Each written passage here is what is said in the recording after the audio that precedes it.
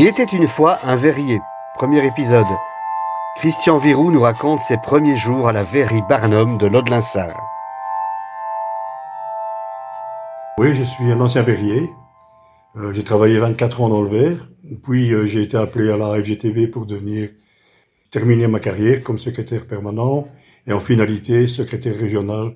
Chez nous, mon papa était sidérurgiste dans un métier très dur, lamineur, serpenteur, on appelait ça. Et ma mère, juste avant de se marier, a travaillé dans une fabrique de seaux en zinc. Elle a été accidentée, elle a perdu un doigt et une partie de la main. Donc, puis elle a eu 4 enfants, donc elle n'a travaillé. Enfin, elle a travaillé beaucoup, mais pas dans une entreprise. J'ai appris qu'on embauchait dans une fabrique de verre. Mes parents n'étaient pas fort d'accord. Et c'est même mon grand-père qui est venu avec moi à la première visite avec le recruteur. Mon grand-père, c'est un ancien mineur. Un ancien mineur. Donc tu entres à quel âge exactement ? 14 ans. 14 ans, mais c'est jeune, tu n'allais pas à l'école ? Jamais plus l'école. Et disons que dans mes souvenirs, je voulais absolument subvenir aux besoins de mes parents pour la famille, parce qu'on était 4 enfants.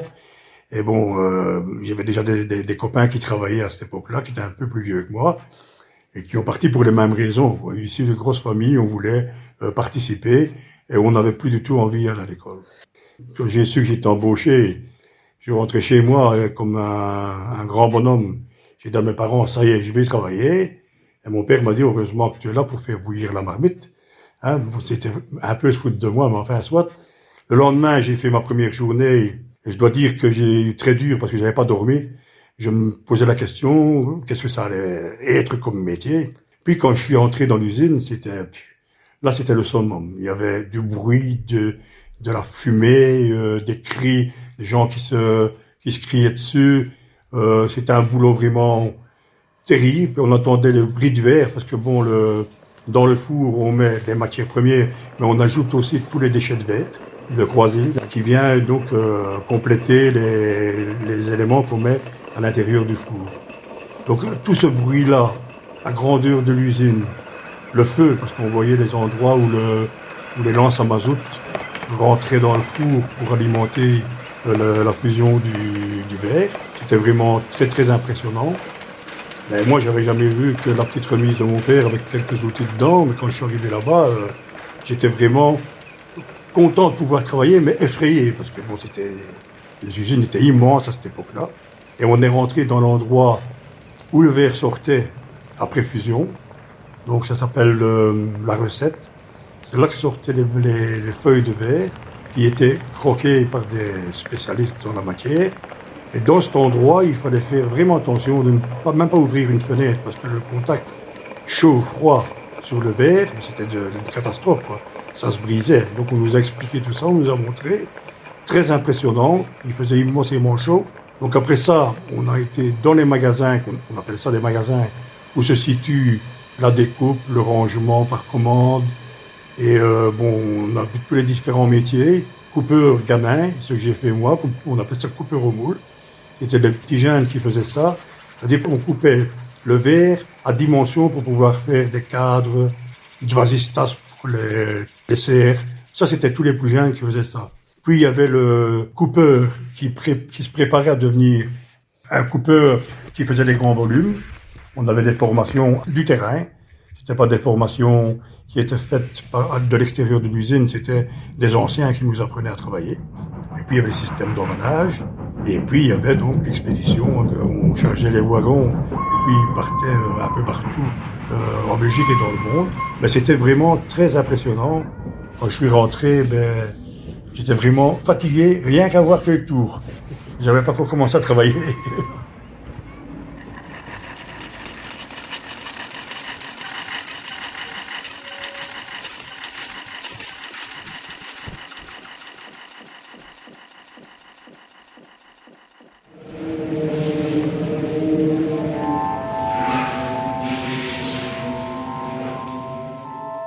Il était une fois un verrier. Deuxième épisode. Christian Viroux nous raconte le travail du verrier et l'avenir du métier.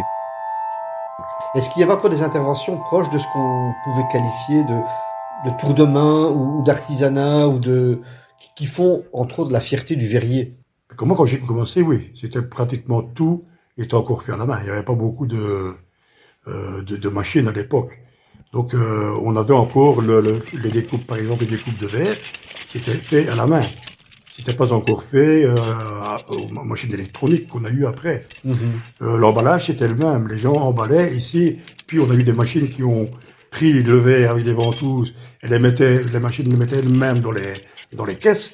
Mais auparavant, quand moi je suis entré, c'était encore des hommes qui les mettaient dans les caisses.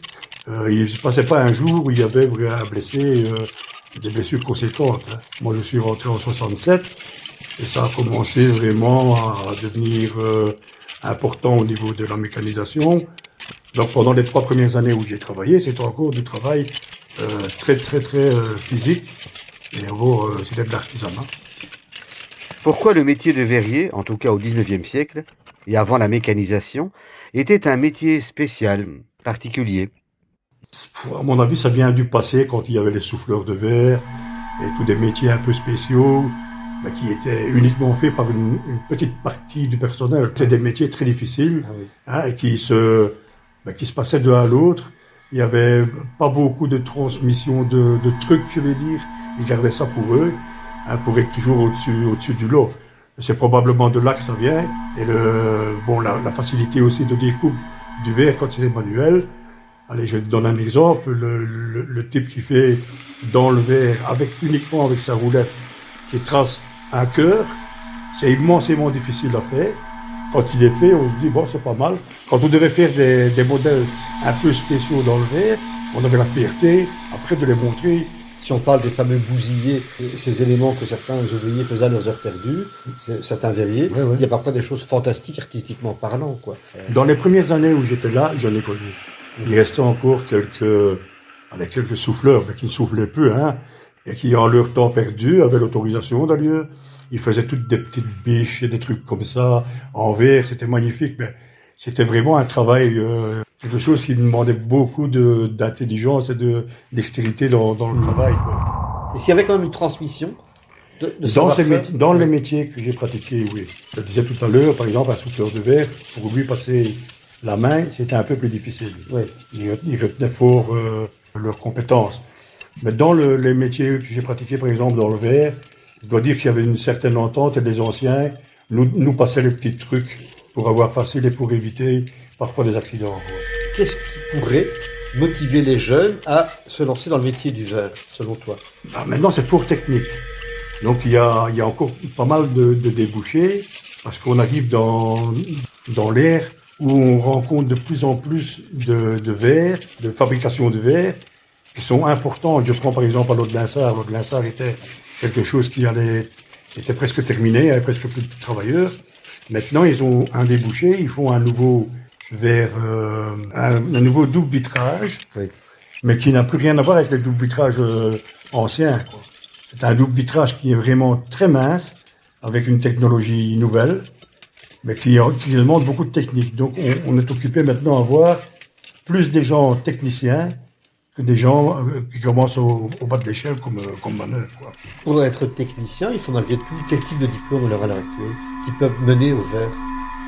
Déjà, un ajusteur, il a sa place. Mais maintenant, ils essaient d'avoir des techniciens qu'on met sur la machine, mais qui sont capables de la réparer aussi. Oui, qui sont polyvalents quelque part. Voilà. Quoi. Comment tu vois l'avenir du verre ici à Charleroi? Je pense que le verre a encore un avenir, mais ils vont certainement devoir se diriger vers tout ce qui est plus technique. Le verre, comme on a connu, avec des fours à verre ou des trucs comme ça, où on fabrique le verre ici, je pense pas que ça a encore un avenir. Mais ici, il n'y a plus de four, hein, il n'y a plus rien du tout, c'est toute de la transformation ici, hein.